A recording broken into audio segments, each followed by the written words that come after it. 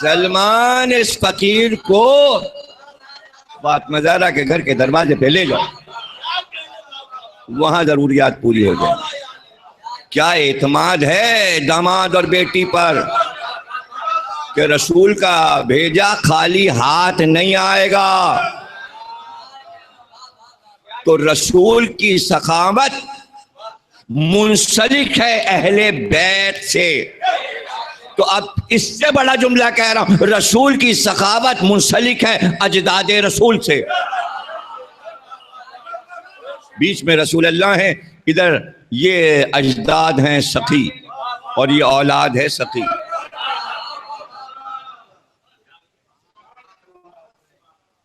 سخی لوگوں کا خاندان ہے۔ ایک صاحب پروفیسر تھے، انہوں نے مجھے بتایا کہ میں سرکاری دورے پہ افغانستان گیا تھا، آج سے کوئی 30 برس پہلے، تو پتہ چلا کہ مزار شریف پر حضرت علی کا روضہ ہے۔ کہنے یہاں کا مشہور روضہ ہے، ظاہر حضرت علی نجف میں، چلو زیارت کر لیں، بہت مشہور جگہ ہے افغانستان میں روضہ علی۔ کہنے میں چلا گیا، میں نے زیارت کر لی، باہر نکلا تو چھوٹے چھوٹے بچے، افغانی بچے، اس روضے کی تصویر بیچ رہے تھے ہاتھوں میں لیے ہوئے۔ جو ظاہر نکل رہا تھا اس سے کہتے تھے تصویر خرید لو اسی روضے کی۔ تو بچے کہہ رہے تھے علی کے روضے کی تصویر لے لو، خرید لو۔ تو کہنے لگے، ایک بچہ میرے پیچھے دوڑا، یہ تصویر خرید لو، علی کے روضے کی تصویر۔ تو میں نے اسے ڈانٹا، میں نے کہا علی نجف میں ہیں، یہ کیا تم کہہ رہے ہو علی کے روضے کی تصویر خرید لو؟ تو بچہ رونے لگا۔ اس نے کہا خرید لو نا، سخی کا روضہ ہے۔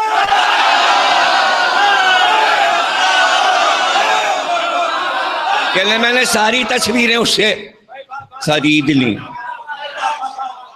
تو جہاں صرف شبی بنی ہے وہاں کے لوگوں کو بھی معلوم ہے یہ سخی بادشاہ ہے۔ علی کی سخاوت کے ڈنکے بج رہے ہیں۔ کیوں؟ اس لیے کہ کچھ لوگ اپنی ذات سے سخی ہوتے ہیں، کچھ وراثتاً سخی ہوتے ہیں جن کے لیے حوالوں کی ضرورت نہیں ہوتی۔ علی وہ سخی ہیں کہ جن کا دادا بھی سخی، جن کا نانا بھی سخی۔ چونکہ فلسطین کا بٹوارہ ہو گیا تو ادھر جیسے ہندوستان کا بٹوارہ ہو گیا، ادھر پاکستان، ادھر ہندوستان، ادھر امرتسر، ادھر لاہور، ادھر کراچی، ادھر بمبئی، تو بیچ میں اسی طرح دونوں ملک ساتھی بنے 47 میں۔ اسرائیل اور پاکستان ساتھ ساتھ بنے، دو ملک مذہبی کہا جاتا ہے، مذہبی بنیادوں پر، یعنی ہندو مسلم الگ الگ اور یہودی مسلم الگ الگ پر انگریزوں نے دو ملک بنائے، ایک اسرائیل ایک پاکستان۔ وہاں بھی مسائل ہیں اور یہاں بھی مسائل ہیں، وہاں بھی مہاجر کے مسائل ہیں، یہاں بھی مہاجر، اور کسی کا کوئی مسئلہ نہیں، وہاں بھی مہاجرین کا مسئلہ ہے، یہاں بھی مہاجرین کا مسئلہ ہے، اور وہ چلتا چلا جا رہا ہے اس بٹوارے کے چکر میں۔ تو کچھ چیزیں ادھر رہ گئیں، کچھ چیزیں ادھر چلی گئیں، سکھوں کی یادگاریں ادھر رہ گئیں، ان کو ادھر آنا پڑتا ہے، ہماری کوئی چیز ادھر نہیں ہے، ہم کاہے کے لیے وہاں جائیں؟ اس لیے کہ ہماری ساری چیزیں ایران عراق کی طرف ہیں تو ہم ادھر جاتے ہیں۔ اب رہ گیا یہ کہ وہاں پر آپ جب کھڑے ہوں جناب حابیل کی قبر پر، شام میں پہاڑی پر بہت اونچے پر جناب حابیل کی قبر ہے، کافی دور پہاڑی پہ چڑھنا پڑتا ہے، تو جب پہاڑی پہ چڑھیں آپ کو نظر آئے گا یہ اتنا اسرائیل ہے، یہ شام ہے، تو سڑکوں کے بیچ میں راستہ بنا ہے، ادھر کی سڑک اسرائیل کی ہے، ادھر کی شام کی ہے، تو وہاں سے پورا اسرائیل نظر آتا ہے حابیل کی پہاڑی پہ کھڑے ہو کے۔ تو اب وہ حصہ جہاں پہ حابیل کی قبر ہے وہ حصہ ادھر ہی تھا فلسطین میں اور شام میں، جو بٹوارے میں ادھر چلا گیا، تو اب جناب ہاشم کا روضہ اسرائیل میں، اس کی ہم تصویر دیکھ سکتے ہیں نیٹ پر، انہوں نے بڑا سا روضہ بنا ہوا ہے، شاندار روضہ بنا ہوا ہے۔ تو اسرائیل میں روضہ ہے لیکن اس وقت وہ اسرائیل نام نہیں تھا، اس کو فلسطین ہی کہتے تھے اور ملک شام کہتے تھے. تو ملک شام ہی گئے تھے جناب ہاشم اور وہاں انتقال ہوا. یہاں جناب عبد المطلب کی ولادت ہوئی. اب ہاشم کی وصیت کے مطابق سلمہ کو بچے کو پہنچا دینا تھا، لیکن ظاہر ہے کہ بیٹے کی محبت مجبور کر رہی تھی اور 5 سال کے ہو گئے تھے، لیکن ان کی ہمت نہیں تھی کہ وہ بچے کو اپنے سے جدا کر کے مکے بھیجوا دیں. وہ تو اتفاق تھا کہ عبد المطلب کے لیے یہ لکھا ہوا ہے کہ 5 سال کی عمر میں وہ 10 سال سے اوپر کے نظر آتے تھے، یعنی اپنی دونی عمر سے بڑھتے تھے. وہ قد و قامت کے اعتبار سے اتنا شاندار قد اور جسم تھا کہ ان کی باڑ بہت شاندار تھی. تو وہ اپنے دوستوں کے ساتھ تیر اندازی کر رہے تھے ایک میدان میں کھڑے ہوئے. اس زمانے کا کھیل بچوں کا تیر و کمان تھا. تو وہ نشانے پہ تیر پھینک رہے تھے اور سارے بچے کھڑے ہوئے ان کی تیر اندازی کو دیکھ رہے تھے. 10 سال کا بچہ لگ رہا ہے، تھے وہ 5 سال کے. تو ادھر سے ظاہر ہے کہ شام جانے کے لیے جب ہاشمی جاتے تھے تو ادھر ہی سے گزرتے مدینے سے. تو مطلب جب گزرے ادھر سے تو ان کی نظر ایک ایسے بچے پہ پڑی جو اور بچوں میں نمایاں تھا صورت اور شکل کے اعتبار سے.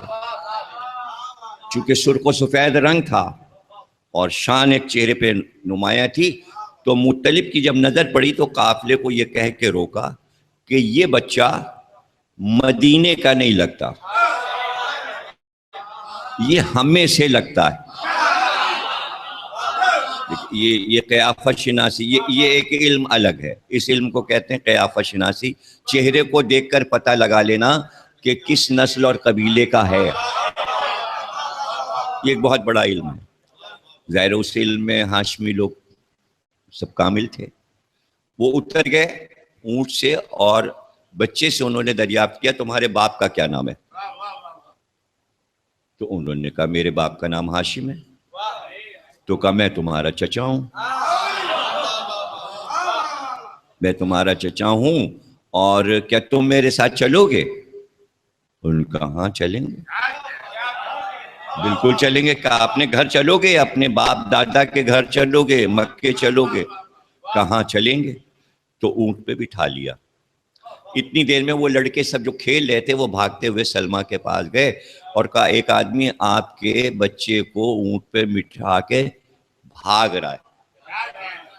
تو پورے مدینے میں یہ اعلان ہو گیا کہ بچہ اغوا ہو گیا ہے اور کچھ لوگ سلمہ کے بیٹے کو لے کر بھاگے ہیں اور وہ مکے کے معلوم ہوتے ہیں.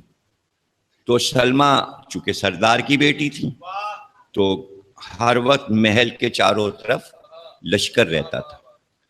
تو باپ کے مرنے کے بعد جناب سلمہ خود لشکر کو لیڈ کرتی تھی. تو آپ نے چادر اوڑھی اور ہاتھ میں تلوار اور تیر و کمان لگا کر جناب سلمہ جو تھیں وہ اونٹ پہ بیٹھی اور بعض لوگ کہتے ہیں کہ خچر پہ بیٹھی. خچر پلے ہوئے تھے اور خچر پہ بیٹھ کے تمام لشکر کو لے کے پورے مدینے کے گرد لشکر پھیلا کے مدینے کو چاروں طرف سے بند کر دیا اور مطلب گرفتار ہو گئے میں بچے کے اور گھیر لیا سلمہ نے. اور پھر سلمہ نے کہا کہ تم ہمارے بچے کو لے کے کہاں جا رہے ہو؟ ایک پوری جنگ ہے. ایک مجلس میں ایسی تفسیر قرآن میں آج سے 20 سال پہلے جناب سلمہ پہ جب اجداد پیغمبر کی ماؤں پہ تقریر کی تھی تو ایک تقریر جناب سلمہ پہ کر چکا ہوں. تو چونکہ دادی ہیں ہمارے سرکار کی جناب سلمہ، اس لیے ان پر بھی میں ایک تقریر کر چکا ہوں. تو جنگ کی صورت پیدا ہوئی اور انہوں نے کہا تم جنگ کرو ورنہ ہم مار ڈالیں گے تم لوگوں کو، تم اس بچے کو نہیں لے جا سکتے. تو کہا بھائی تم کیا ہاشم کی وصیت کو بھول گئیں؟ تو اس کے معنی ہاشمیوں کو معلوم تھا کہ ہاشم نے یہ وصیت کی ہے زوجہ کو کہ بچے کو مکے پہنچا دینا، اس لیے کہ یہ وارث ہے مکے کا، یہ کعبے کا وارث ہے. جناب سلمہ کو یاد آیا لیکن وہ پھر بھی تیار نہیں، ان کا بچہ چھوٹا ہے، میں نہیں بھیج سکتی، اپنے سے جدا نہیں کر سکتی.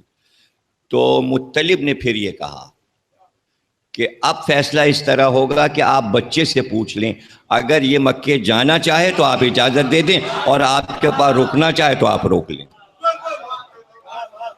تو پھر ماں نے پوچھا بیٹے سے، ماں کے پاس رہو گے یا چچا کے ساتھ جاؤ گے؟ کہا نہیں، میں چچا کے ساتھ جاؤں گا. پتہ چلا خون کو کھینچتا ہے. اور اس طرح جناب عبد المطلب مکے پہنچ گئے، اور جب یہ لے کے پہنچے تو لوگوں نے کہا ہو یہ بچہ لائے ہیں، یہ تو عبد مطلب ہے، یعنی مطلب لائے ہیں، انہی سے منسوب ہو گیا. تو اب اسی میں ایک بھائی مطلب کے اسد ہیں، اور اسد جو ہیں مطلب اس طرح مشہور ہوئے کہ پرورش کی عبد المطلب کی، اور اسد جو ہیں وہ چھوٹے ہیں مطلب سے. یہ کیوں مشہور ہوئے؟ یہ اس لیے مشہور ہوئے کہ عرب میں ایک رسم تھی احفاد، الف بڑی ہے، فے الف دال. احفاد تھے کہ جب بارش نہیں ہوتی تھی عرب میں، اور کئی سال گزر جاتے تھے کہ بارش نہیں ہوتی تھی، تو بارش نہ ہونے کی سبب سے چراگاہوں میں گھاس نہیں اگتی تھی. جب گھاس نہیں اگتی تھی تو جانور مر جاتے تھے، نہ گڑھوں میں پانی بھرتا تھا جانوروں کے پینے کے لیے، نہ کھانے کے لیے گھاس ہوتی تھی، تو جانور مرنے لگتے تھے. اب جانوروں کے مرتے مرتے انسان مرنے لگتے تھے، اور اسے کہتے تھے قحط، یعنی اب قحط پھیل گیا ہے اور نہ پانی ہے نہ کھانا ہے.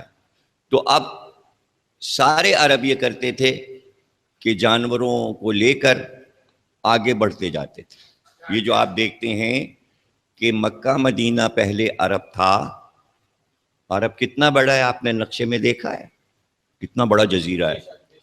تو یہ اسی عرب میں اتنا بہت سا حصہ کہاں سے نکل آیا، شارجہ، دبئی اور مسقط اور یہ اور وہ اتنے سے پدے اتنے بڑے بڑے ملک بن گئے. تو یہ ہوتا یہ تھا کہ یہ عرب بڑھتے جائے، انہیں نہیں پتا تھا عرب کتنا بڑا ہے، بس یہ بڑھتے جاتے تھے، شاید اب چراگاہ آ جائے، اب چراگاہ آ جائے، اب چراگاہ آ جائے، اب یہ اس طرح دبئی تک آ گئے، یہ مسقط تک آ گئے. مسقط تک آ گئے یعنی کہاں تک آ گئے؟ ہمارے گوادر اور مکران تک آ گئے. تو اب عرب کی سرحد جو ہے ہمارے بلوچستان سے مکران سے مل رہی ہے، یعنی گوادر جو ہے پہلے مسقط کا حصہ تھا، مسقط کے بادشاہ نے بیچا پاکستان کے ہاتھ گوادر کو. دبئی بالکل سامنے، جب جہاز اڑتا ہے نا بیچ میں ایک پتلا سا سمندر ہے، ادھر کراچی ادھر دبئی ہے. نقشے میں دیکھیں گے تو ایسا لگتا ہے جیسے ٹانگ پھلانگ کے دبئی پہنچ جائیں، دبئی حصہ ہے. تو یہ سارے علاقے جو تھے اس طرح آباد ہوئے کہ چراگاہوں کی تلاش میں لوگ نکل جاتے تھے کہ شاید اب گھاس ملے تو ہمارے جانور زندہ رہ جائے. لیکن جب ایسا ہوتا تھا کہ میلوں چڑھنے کے بعد صحراؤں میں پہنچ جاتے تھے اور چراگاہ نہیں ملتی تھی، راستہ بھٹک جاتے تھے، تو پھر یہ رسم ان کے یہاں تھی کہ خیمے کو، جو خیمہ ڈنڈوں پہ کھڑا کیا جاتا ہے اور رسیوں سے باندھا جاتا ہے اور میخوں سے باندھا جاتا ہے جس میں تنابیں لگائی جاتی ہیں رسیوں کی، تو وہ اس کو گرا دیتے تھے، یعنی ڈنڈوں کو رسیوں کو کھول دیتے تھے اور خیمے کو اپنے اوپر گرا لیتے تھے. کہتے تھے ہم اگر صحرا میں مر جائیں گے جانوروں کی طرح تو یہ توہین ہے، اس لیے اس قبر کو سمجھتے تھے کہ یہ خیمے کی قبر میں ہم دفن ہو گئے. وہ خیمہ ان پہ گرتا تھا اور وہ اسی کے اندر مر جاتے تھے، پورے قبیلے پورے خاندان اس کے اندر مر جاتے تھے. وہ سمجھتے تھے اب ہم نہ پانی ہے نہ کھانا، اب ہمارا دم نکل جائے گا، تو خیموں کو گرا لیتے تھے. اسے کہتے تھے احفاد، یعنی ہم نے اپنے آپ کو خود دفن کر لیا، خود ہی کفن اوڑھ لیا، خود ہی قبر کھود لی، اسے کہتے تھے احفاد. یہ احفاد کا مسئلہ جب شروع ہوا اور قحط آیا تو اس وقت اسد 5 سال کے تھے اور ایک دم کھانا پانی اڑ گیا عربوں سے. تو جو بچے عرب کے اسد کے ساتھ کھیلتے تھے تو وہ کھیلنے نہیں آتے تھے، تو یہ جاتے تھے اور کہتے تھے تم کیوں نہیں آتے کھیلنے؟